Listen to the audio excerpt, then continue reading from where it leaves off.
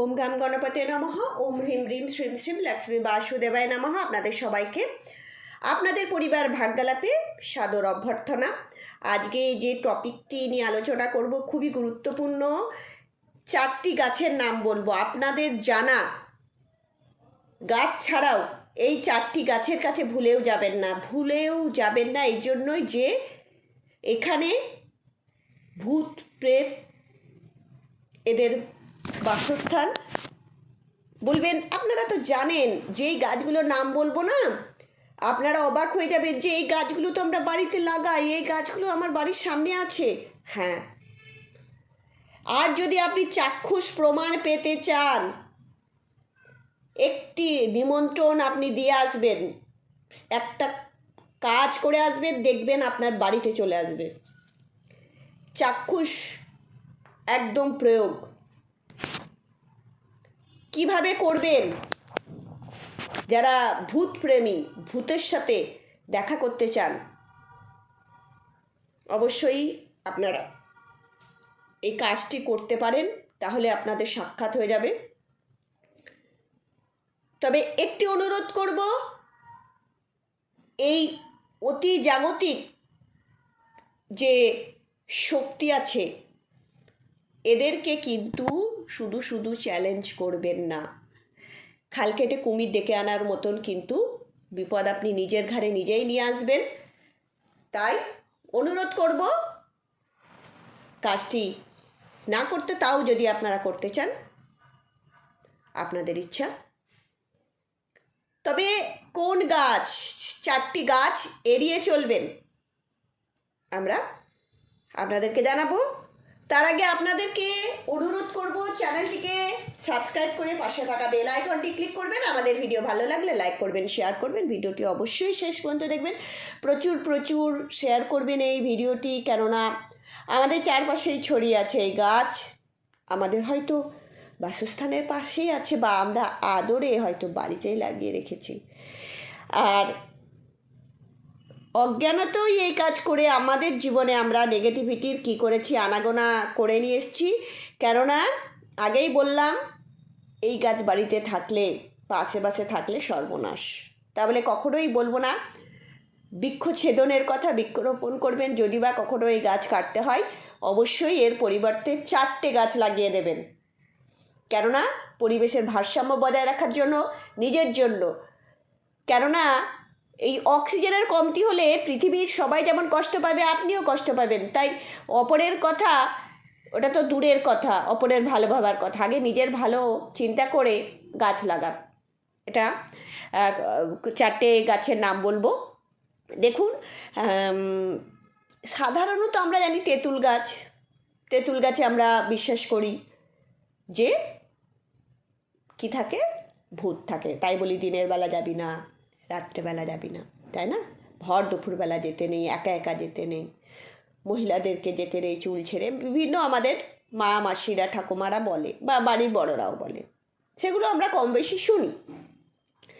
বেশি শুনে ভালোই থাকি, তাই না? যেখানেই উচ্ছৃঙ্খলতা, যেখানেই না মানার প্রবণতা, কী হবে দেখে নেবো, যা হবে চ্যালেঞ্জ, সেখানেই কিন্তু কষ্ট। দ্বিতীয় আমরা গাছ কি বলি? আমরা বলি বেল গাছ। ব্রহ্মদত্তি থাকে, ঘোরতর ভুল।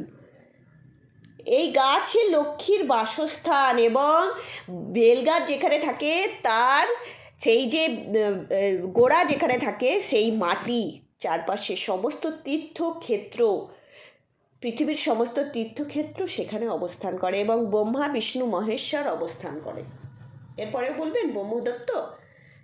বাস্তব অভিজ্ঞতা থেকে বলছি, অনেক জায়গায় দেখেছি এরকম কেটে দেয়, সামনে আছে বলে তাদেরকে পার্সোনালি রিকোয়েস্ট করে বলেছি সামনে লাগান, মা লক্ষ্মীর কৃপা দৃষ্টি পড়বে। তারা লাগিয়েওছেন, কিন্তু শুদ্ধভাবে রাখতে হবে। এটা তখনই মানবে যে এটা তীর্থক্ষেত্র এবং ব্রহ্মা বিষ্ণু মহেশ্বর এবং সমস্ত দেবদেবীর অবস্থান। এটি মেনে যদি আপনি রাখেন তো সোনায় সোহাগা। আর বেলগাছে ব্রহ্মদত্তি বলি আমরা, আর আমরা পাকুড় গাছ তো বলি, শ্যাওড়া গাছের পেতনি, এসব গাছ তো আমরা বইয়েতেই পড়েছি, অনেককে চিনি না, বা গ্রাম বাংলা যারা থাকেন তারা জানেন, পাকুড় গাছ, শ্যাওড়া গাছ, এগুলো চেনেন।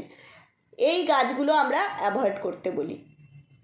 আজকে যে 4টি গাছের নাম বলবো না, আপনি বলবেন তাই নাকি? বারবার বলছি, বাড়িতে থাকলে সেটি কোনো তুলে ফেলবেন না, কেটে ফেলবেন না। যদি তুলতে পারেন, তুলে নিয়ে কি করবেন, কোনো ফাঁকা জায়গা আছে কোথাও, সেখানে লাগিয়ে দেবেন।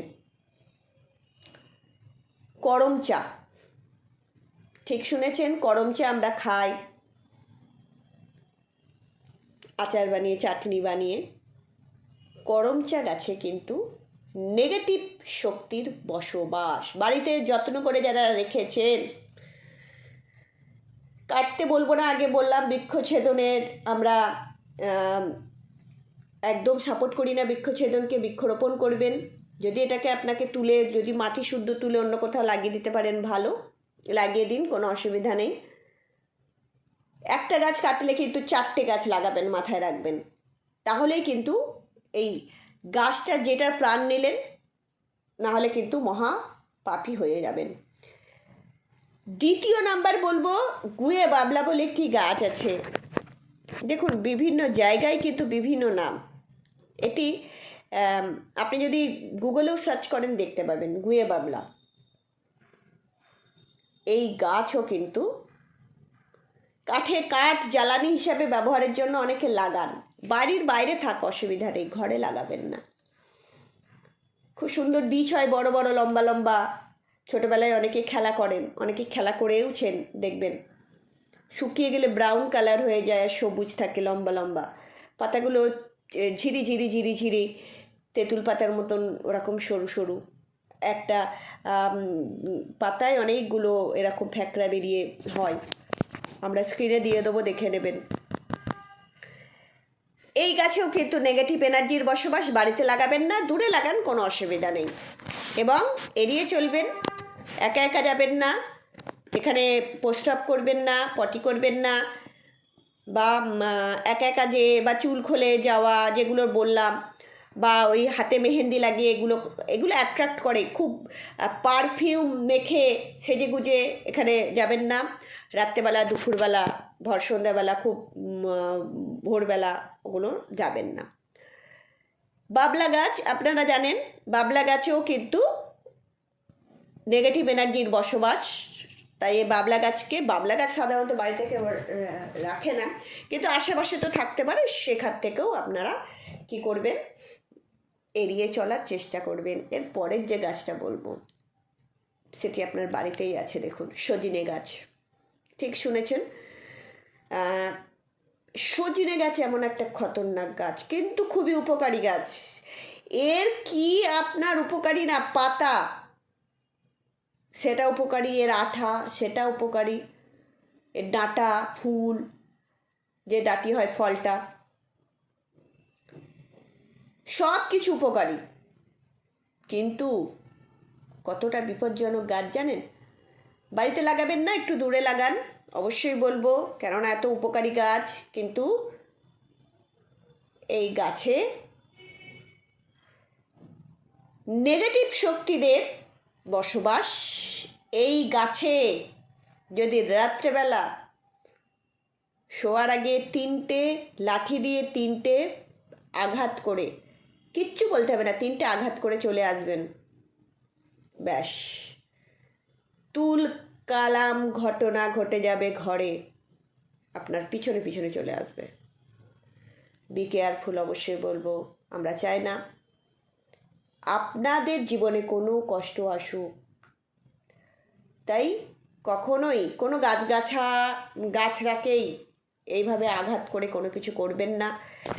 আপনারা কষ্ট পেলে, দুঃখে থাকলে আমাদেরও কষ্ট, কেননা আমরা মনে করি সর্বে ভবন্তু সুখিনঃ সর্বে সন্তু নিরাময়া।